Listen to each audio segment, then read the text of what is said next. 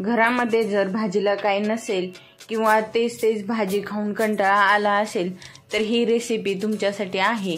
नमस्कार, मी Archana cook with Archana या चॅनलमध्ये तुमचे मनापासून स्वागत करते। सर्वजणी कशा आहेत? मस्त आहेत ना? मस्त राहा। चला तर मग आता वेळ न घालवता रेसिपीला सुरुवात करूया। बेसन वडी बनवण्यासाठी 1.5 कप बेसन, अर्धा माप तेल, चवीनुसार मीठ, जिरे, मोहरी व हिंग आणि हिरवी मिरचीचा ठेचा व हळद घेतलेला आहे। हे बेसन वडी बनवण्यासाठी घेतले आहे। बेसन वडी बनवल्याच्या नंतर मी इथे रस्सा पण बनवणार आहे। रस्सा बनवण्यासाठी लागणारे साहित्य बघूया। इथे मी काळा तिखट, लाल तिखट, चवीनुसार मीठ, तेल, 1 टोमॅटो, छोटी वाटी खोबरं, 5 ते 6 पाकळ्या लसूण, जिरे, मोहरी व हिंग घेतले आहे। हे फोडणीसाठी साहित्य घेतले आहे। आता आपण बेसन वडीला फोडणी देऊया। गॅसवर कढई ठेवली आहे। कढई गरम झाली आहे। त्यामध्ये अर्धा चमचा तेल ओतून घेते। तेल गरम झाले आहे। जिरे टाकून घेते, मोहरी, परत अर्धा चमचा हिंग पण टाकून घ्यायचे।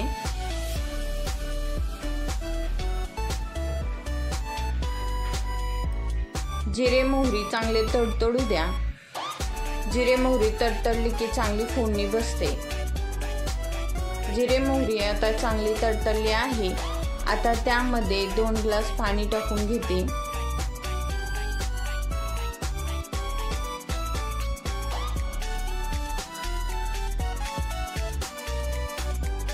आता त्यामध्ये 1 चमचा हळद टाकून घेते।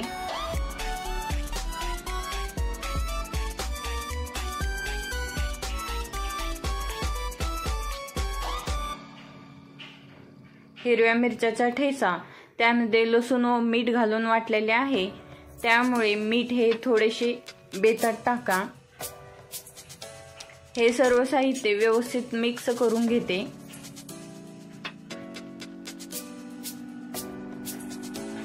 आता या पाण्याला उकळी फुटली की त्यामध्ये बेसन टाकून घ्यायचे।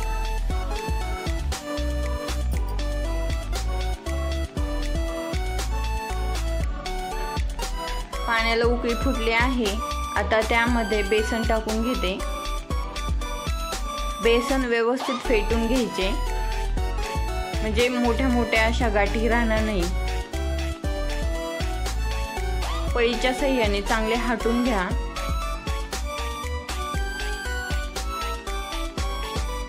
बेसन हाटून झाले आहे। 5 ते 10 मिनिटांसाठी मंद आचेवर झाकून ठेवा। बेसन आपले व्यवस्थित शिजलेले आहे।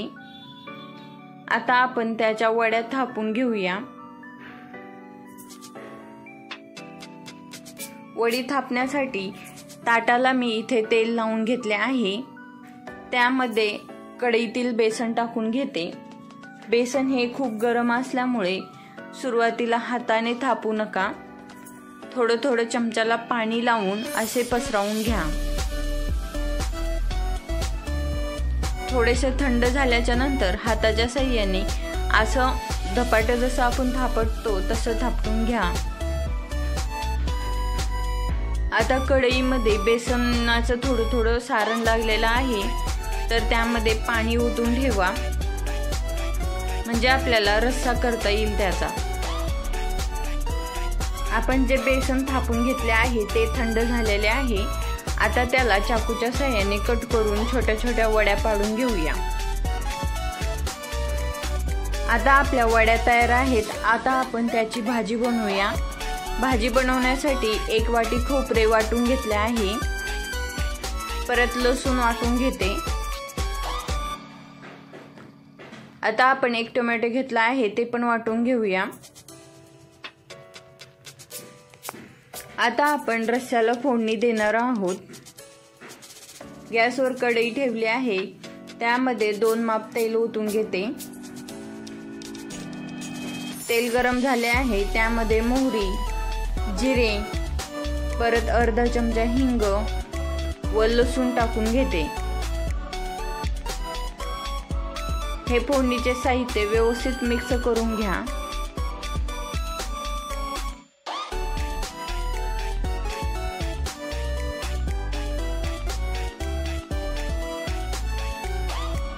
लसूण हा लाल होत आला आहे, त्यामध्ये खोबरं टाकून घेऊया। खोबरं व्यवस्थित मिक्स करून घ्या।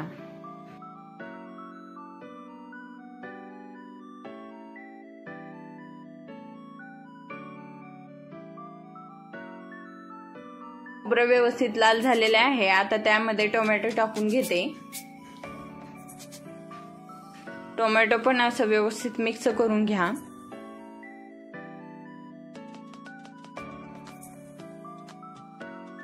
आता त्यामध्ये 2 चमचे काळे तिखट,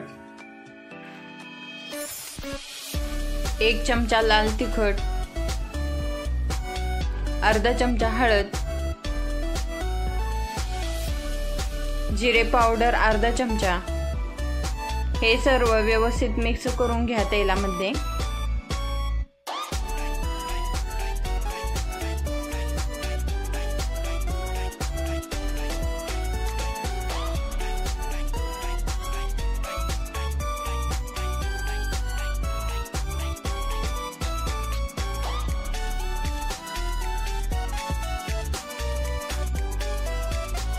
मसाला आपला व्यवस्थित शिजत आलेला आहे। आता त्यामध्ये 1 चमचा मीठ टाकून घेते।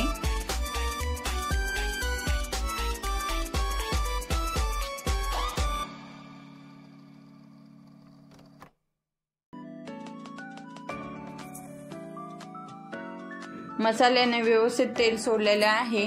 आता त्यामध्ये मी 1 ग्लास पाणी ओतून घेते आणि 1 ग्लास कढईमध्ये जे पाणी ओतून ठेवले होते ते पण आता ओतून घेते फोडणीमध्ये,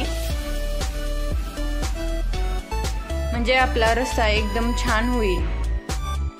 रस्स्याला उकळी फुटली की त्यामध्ये वड्या टाकून घेते। उकळी फुटले आहे, आता वड्या टाकून घेते। ही वड्याची भाजी एकदम झणझणीत आणि मसालेदार झालेली आहे। तुम्ही बघ, ही भाजी तुम्ही मस्त भाकरी सोबत, चपाती सोबत किंवा भातासोबत पण खाऊ शकता। ही भाजी खूपच टेस्टी आणि मस्त झाली आहे। तुम्ही ही रेसिपी ट्राय करून बघा आणि मला कमेंटमध्ये सांगा। व्हिडिओ आवडल्यास लाईक करा, शेअर करा। अशाच नवीन नवीन रेसिपी बघण्यासाठी कुक विथ अर्चना या चॅनलला सबस्क्राईब करा। थँक्यू।